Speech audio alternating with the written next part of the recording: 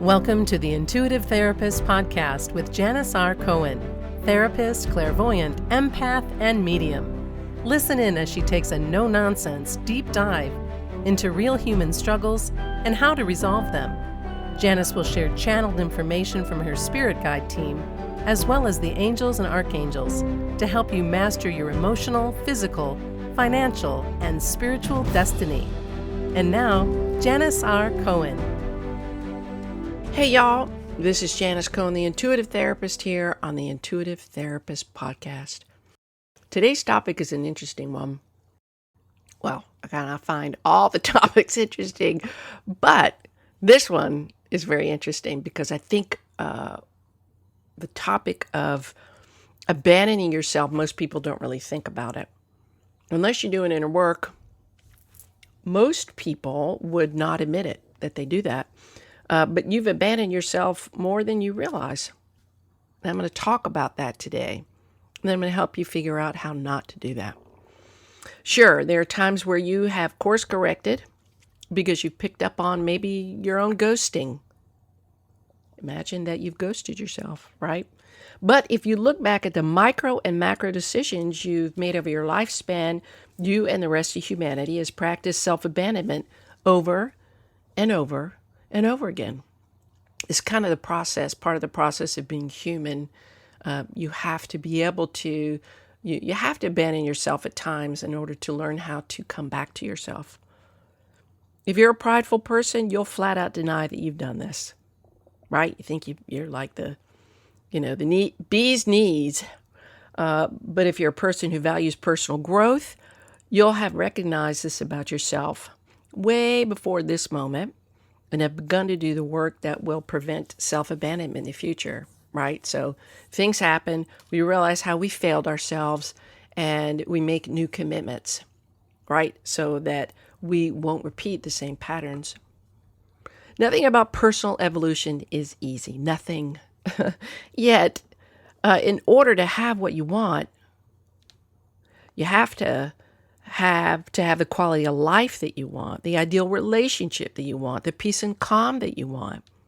There's no way around doing what you need to do to fix yourself. You have to do the dirty work to experience the clean slate. That's just how it works, right? Today I'm going to talk about what self-abandonment really looks like and how you can stop it. And I want you to think about these things just in terms of being mindful about them. I want you to really consider the possibility that maybe you've done all of these things. I guarantee you I have. So if I've done it, and you know how transparent I am about me, I know you have. But I want to point them out so that you can start being aware of the ways that you fail yourself. The ways that you just abandon yourself, the ways that you ghost yourself, right? I call it the agreement and the sacrifice. You've heard me talk about that before. You know, we tend to ignore certain things because we want something else. That's self-abandonment. So I want you to really think about these pieces, these points, and then think about creating new commitments to yourself so that you stop practicing this. Because once you practice abandoning your self-abandonment, you come back to you. You come back to calm. And you'll not settle anymore for anything less than feeling good and feeling strong in who you are. So the items that I'm going to talk about, they come from a fellow licensed clinical social worker named Sharon Martin. And when I came upon this list, I was like, oh my gosh, I have to share it with my audience. So I'm going to do that today. I'm going to share with you each of these, the labels belong to her. The commentary belongs to me. So I'm going to, without a doubt, Sharon Martin is the author of the list. I am the author of the commentary. So I wonder if you can think of any other ways that you might abandon yourself after listening to this. I'd be curious. Love to hear from you. Maybe you yourself just write them down. Other ways, right? So here's the first thing. First on the list is not trusting your instincts. This one is no shocker to most people, and it takes years and years of trial and error to learn this most important lesson.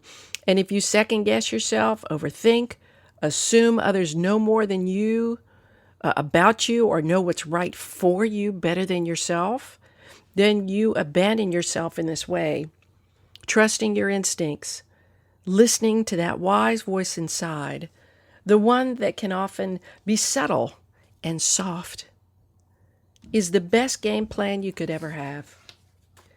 People who fail to trust their instincts because they talk themselves out of it, they talk themselves out of what they sense, and they use their think-a-mind to rationalize their decisions to swat away the truth, kind of like swat away the hunches, or they just ignore the nudges, right? They swat those away. They just pretend like those don't happen.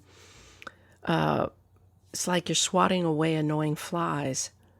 Either way, if you ignore what your gut knows, then you could very well miss some highly important message, right? Or experience that can not only change the course of your day, but the course of your life.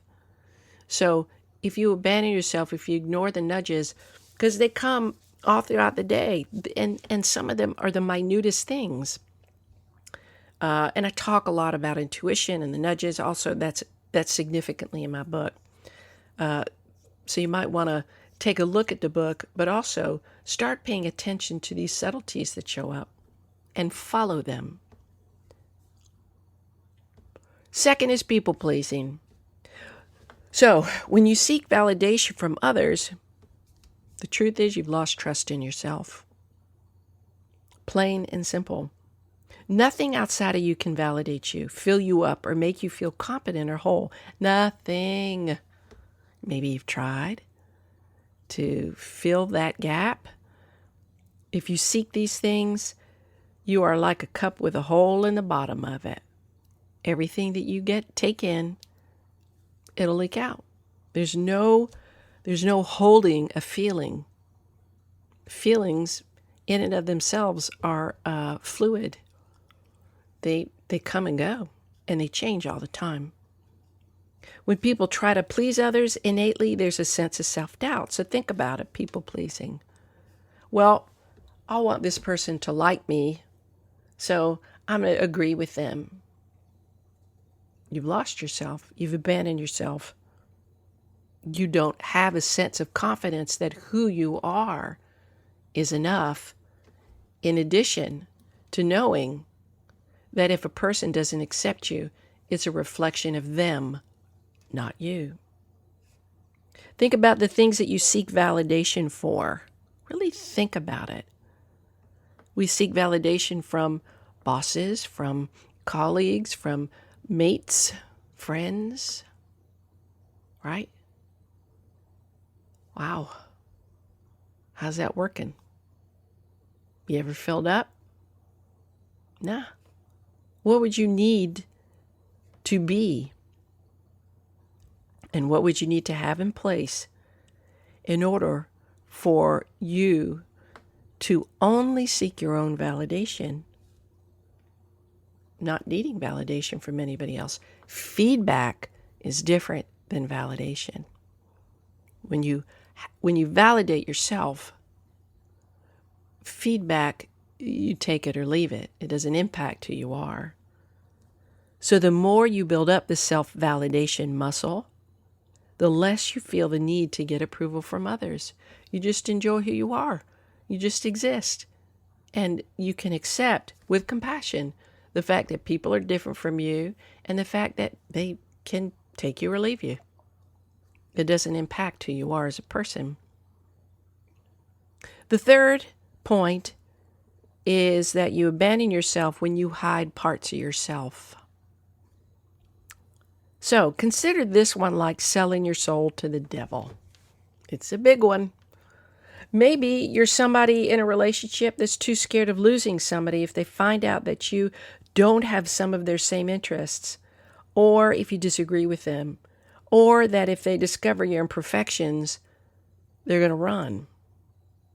Maybe you want to make a particular salary that you're willing to pretend you like a job when it makes you miserable every day and drains the life out of you every day.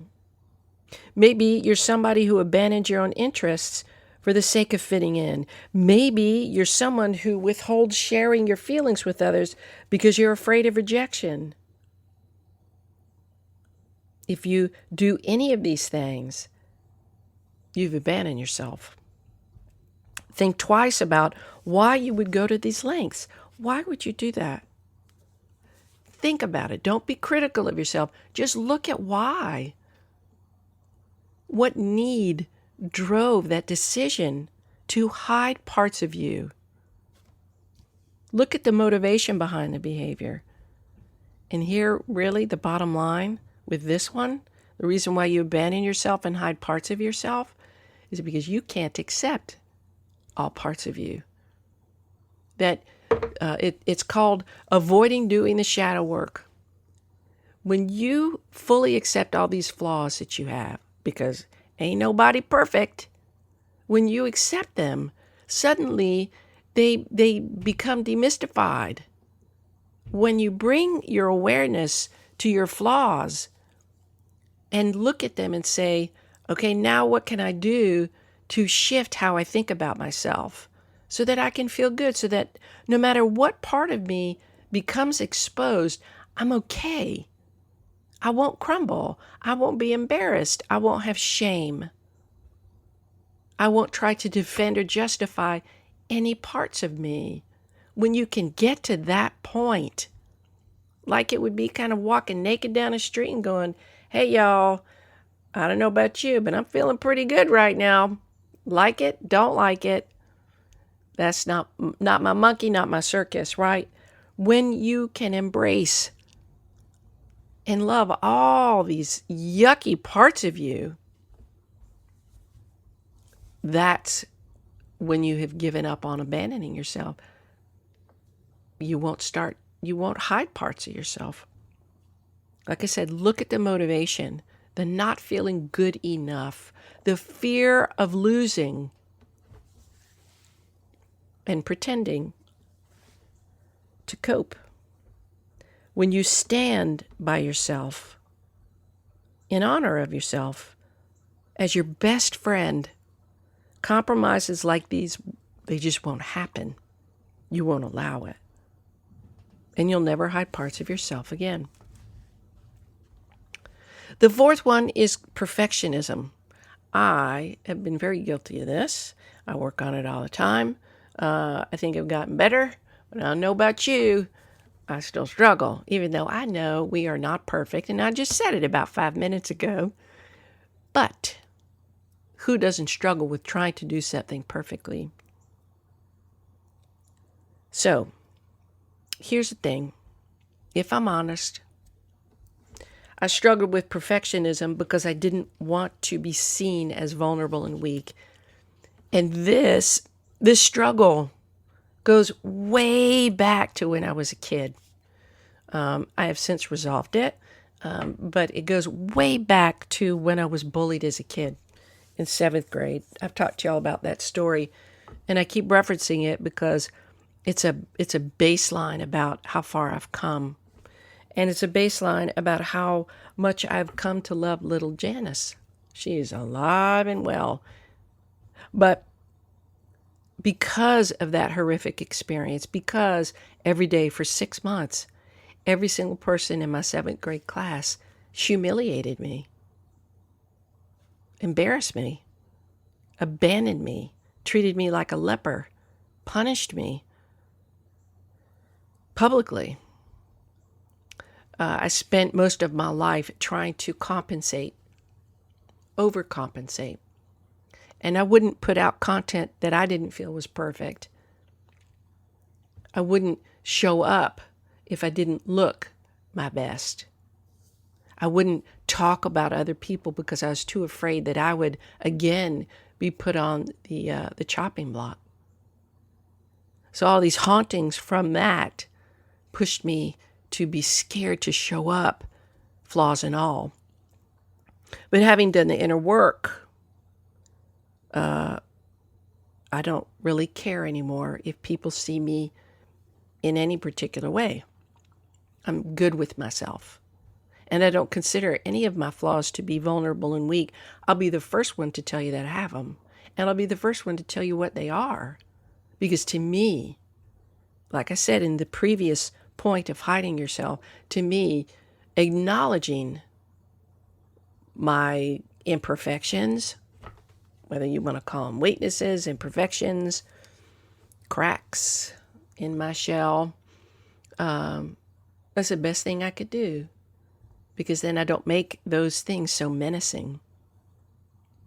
So I know that maybe that sounds weird. Maybe just hearing the way I described how I saw myself years ago will help you know that you're not the only one that struggles with self-perception. So as I emotionally matured, I've come to realize that perfectionism is pretty outdated. And I much prefer learning from my screw-ups, paying attention to the dark parts of who I am, the things that I want to hide, than trying to be perfect. It takes so much effort to be perfect, or to try to be, because you can't, right? It takes a lot of energy to pretend to have it all together. And I can't tell you, like so many people will tell me, gosh, you seem like you're such a strong person and you've got it together. And I look at them, I go, for the most part, I do. But don't let that fool you. I know how to carry myself to protect myself. So now I just kind of shake my head and I go, y'all, yes, I feel good and I still am a work in progress. So intellectually, everyone knows that perfectionism doesn't exist. We all know that. It's an oxymoron to be human and be perfect. Think about it. It's impossible. Doesn't work. None of us are designed that way. Now, the essence of who each of us is perfect. But the human part, well, you ain't nowhere near perfect, my dear, and neither am I. When you burden yourself with having to be perfect, you set standards that are impossible to reach for yourself. You can never, ever reach them. Now, you can micromanage the hell out of aspects of your life so that you can stay on goal and you can try to control every moment. But even in the micromanagement, you're practicing imperfection because you can't possibly anticipate every single external influence that could possibly interfere with your intention. Think about it. That's what drives people who are anxious crazy, because they try to micromanage and then they're anxious about the micromanaging because the micromanaging, something's going to happen that blows things to pieces. Right? In the micromanagement, you can't possibly be in flow, which is perfectionism, by the way, which is perfect. Being in flow is perfection, allowing the imperfect to make things perfect in the moment. I'm going to read that again. Being in flow is when perfection allows the imperfect to make things just perfect in that moment. Does that make sense? So, quit trying to be perfect. Doesn't exist. People see right through it. People sense it. You'll never be perfect. You're good enough. You're great. You're enough. You'll never be perfect. But you can work on accepting yourself as you are. It's not easy, but you can do it. And then you just make improvements. It's really that easy. And there is perfection in that. The fifth one is self-criticism and judgment. That's how we abandon ourselves. If you're someone who constantly feels inadequate, then you are abandoning yourself all the time. You second-guess your decisions. You lack trust in your ability to solve problems. And you are your own worst enemy because you judge yourself far more harshly than anyone else would ever do. We all do it.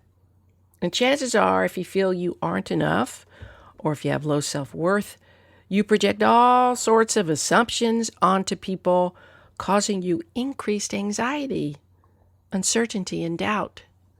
And we all have done that. That's why I urge y'all to question the thoughts you think on a regular basis. Question the thoughts you think. Unless they make you feel happy, question the truth of them. 99.99% of the negative thoughts you have in your head are lies.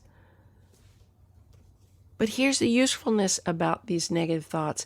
They get your attention to notice how the thought makes you feel, so there's richness in that. So if you pay attention to the thought or you notice you have a feeling, think about what you were just thinking about. Take notice, because that is asking you to shift and change.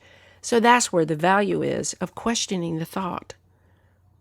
You have a lifetime of experience that proves that you're much more competent than you could even imagine. So quit being so damn hard on yourself. Number 6, not honoring your needs. This is similar to hiding parts of yourself, but just a little bit different. I'm going to explain why. When you don't honor your needs, and you are failing to recognize that your needs are valid, you lose yourself over and over and over again. No one can build self-respect when you constantly minimize what matters to you and what you need. You can't cultivate self-acceptance, self-respect, when you're constantly being the sacrificial lamb. When you fail to practice self-care, you give away your power to others to walk all over you, and ultimately, you have no energy left for your own life. You have puttered out of fuel, and you're living on fumes. When you are who you are and what you need is of the utmost importance.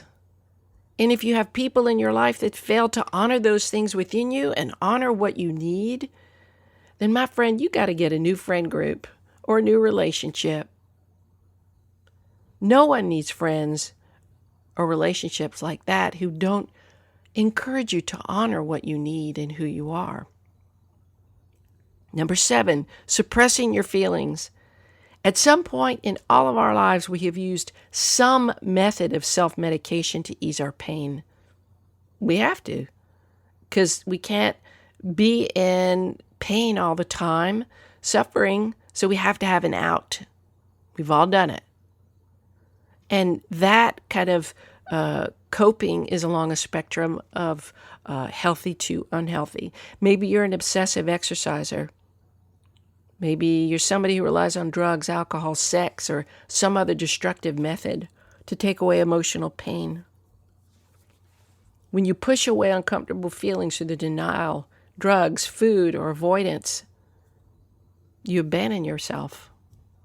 Period. Most people, I feel like, know this. Look, you're not the only one who struggles to avoid pain. We all do it. And you're not the only one who struggles with the kind of pain you have. We are a world made up of almost 8 billion people. Surely someone, or lots of someones, struggle with what you've struggled with, and they found ways to live their truth and become happier versions. You just haven't connected with them. So when you're in this space of suppressing feelings and you can't cope, and you're afraid that if you face something within you, your world is going to crumble. People will reject you. You'll lose everything. You got to reach out to somebody and get out of your head. Reach out to somebody to help you face what haunts you. Because if you don't, your outer world is going to reflect the very abandonment that you practice internally. And you are never going to feel at peace. Number 8, codependent relationships. Most people don't really understand what codependency is, or what a codependent relationship is. In short, it's when you have an excessive reliance on someone else, typically when that person requires support because of illness or addiction. Okay? And it's when you serve somebody at your own expense and create what I call a crazy 8, a loop of codependence to feed an unhealthy need to be of value for both people. Think about maybe you've had times where you've done this, kind of stayed in something that's kind of a little messed up. Maybe you haven't. And if you haven't, fantastic for you. But those of you that have, can't you see what I'm talking about? Examples like always being attracted to alcoholics, drug addicts, or other similarly needy and emotionally unavailable people. Feeling as if you need to be in a relationship with someone, anyone, in order for your life to be worthwhile. Trying to control others' behaviors, especially loved ones. Feeling as if as if they are capable of ending a relationship that they know or you know isn't good for you, that you're unhappy in. Like you can't end a relationship even though you know it's not good for you. Where you try to please everybody else and you don't take time for yourself, or even you forget that you need to take care of yourself. Every time you sacrifice in your desperate attempt to have something outside of yourself validate you, where you can't stand on your own, or you convince yourself that you can't stand on your own and that you're an empty vessel, you're abandoning yourself. Think about what drives you to do this in your life. Find a way to fill yourself up. Last one, not speaking up for yourself. Number 9. This is similar to the one about honoring your needs, only this is about not being able to set healthy boundaries. And when you let people take advantage of you because you're too afraid to say no, too afraid to upset the apple cart, too afraid to disagree with somebody because you are afraid of rejection and abandonment, right? This is the projection. I always ask my clients when they're scared of making a move, making a decision, they're scared of something. So I say, what's the worst thing that can happen if you do that or don't do that? What's the worst? So we demystify the fear and we identify all the possible outcomes. And we identify a plan, a response for all the possible outcomes. And then suddenly the decision or the action doesn't seem so risky or fearful because the person becomes clear about what the potentiality is of the decision. What's the worst thing that can happen if you disagree with somebody? What's the worst thing that could happen if you say no? What's the worst thing that can happen if you break up with this person or quit that job or move or stop being controlled by somebody? What's the worst thing that could happen? And then on the flip side of that, I always like to get the fears and objections out of the way first.